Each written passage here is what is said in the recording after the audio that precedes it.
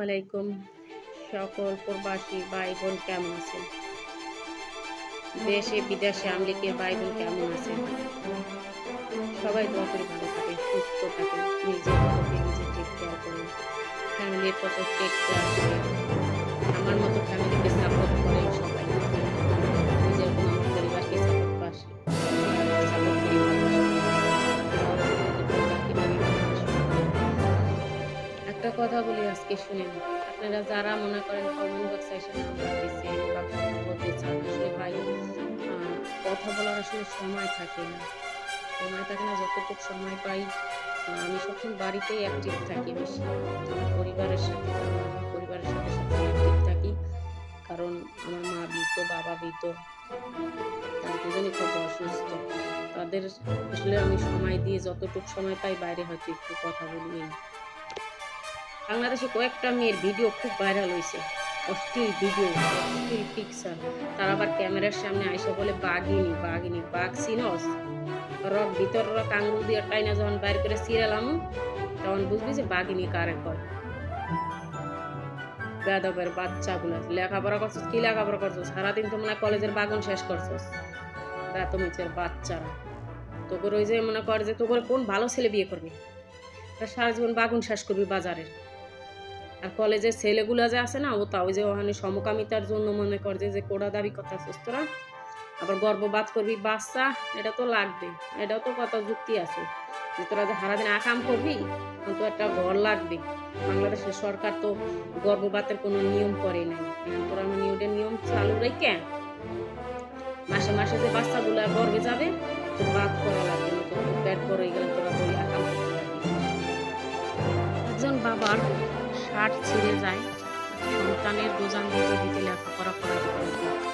আর কিছু সন্তান আইসা তারা কলেজে পড়ার নাম করে তাদের দেহটা বিলিয়ে দেওয়া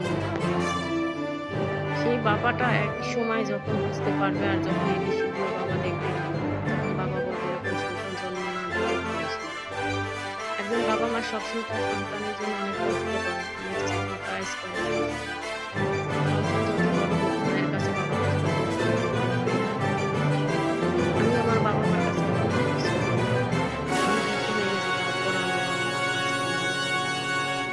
যারা কলেজে ভার্সিটিতে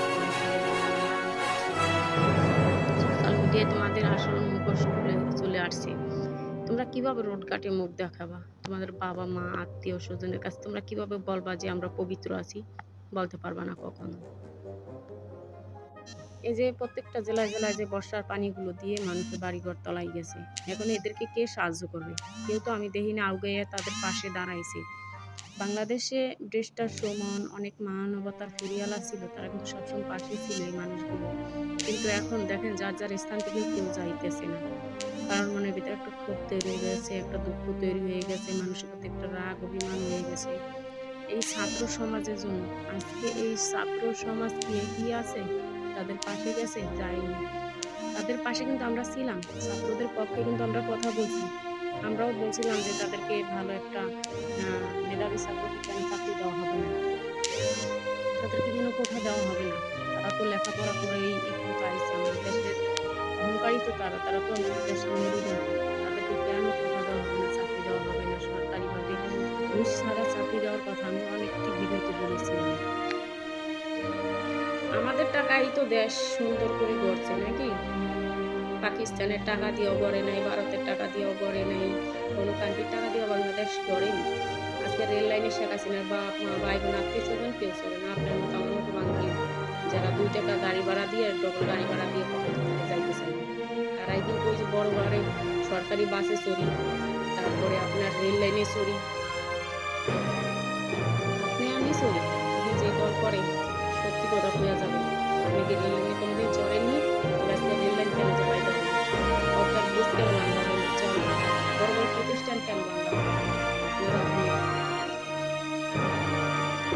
আর ভাষা নেই, আপনাকে গালি দিব, আসলে গালি দিব দিন আপনি যদি গালি দেওয়া করি মনে করেন আব্বার পেটের বাচ্চা বলে যাবে, মানে বোনে যদি বাচ্চা না আসে পেটে না হলে বাচ্চা বেড়ে আসে দেশের ক্ষতি করে।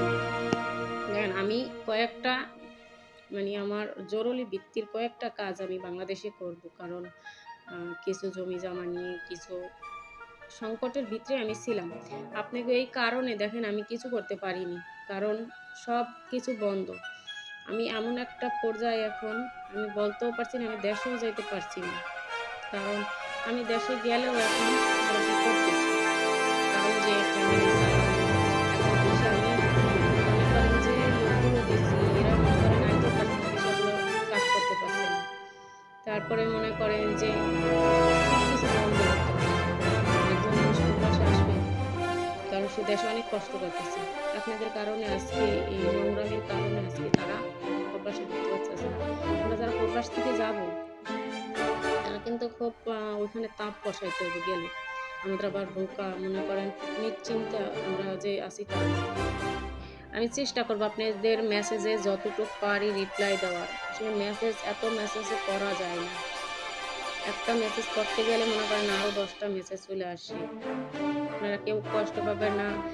আমি ছোট বোন হিসাবে বলছি, আপনারা যে যেখানে আছেন সবাই সবার প্রতি টেক কেয়ারিং হবেন। আপনারা বউ থাকলে বউকে একটু ভালোবাসবেন, মা থাকলে বাপ থাকলে ছেলে মেয়ে থাকলে আপনার প্রতিবেশী যদি আপনার অসহায় হয়ে পড়ে, আপনি তাকে অন্তত একটু সহযোগিতার হাত বাড়ায় দিবেন। কিয়ামতের দিন আল্লাহ আপনাকে সাহায্যের হাত বাড়ায় দিয়ে আপনার পাপ মুক্ত একটা জীবন দিবে।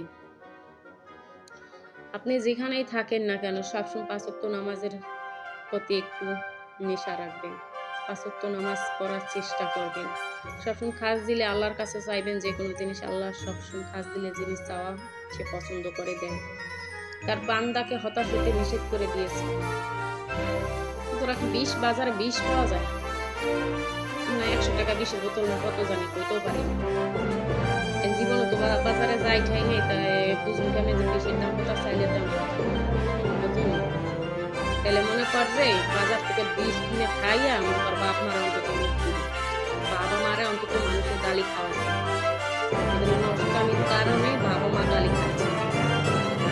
তোদের কারণে শোন, এখন চাইছিলাম মেয়েদেরকে ভালোভাবে শিক্ষা দিয়ে অনেক বড় পর্যায়ে নিব। এখন আর স্কুলে পড়াবার কলেজে পড়াবার আর কোনো সিদ্ধান্ত নেই। কারণ বড় মেয়ে বিয়ে দিতেছি, কলেজ পর্যন্ত একটু গিয়েছিল, দিতে দিছি। ছোট মেয়ে তাও চাইছিলাম যে ভালো একটা পর্যায়ে কি নিতে পারি কিনা, এখন আর স্বপ্ন দেখি না। এখন মনে যতটুকু পড়ছে বাপ দাদার নাম ঠিকানা লিখতে পারে ততটুকু চলবে। আর তোদের সাথে যারা মিশবে এরা খারাপ হয়ে যাবে।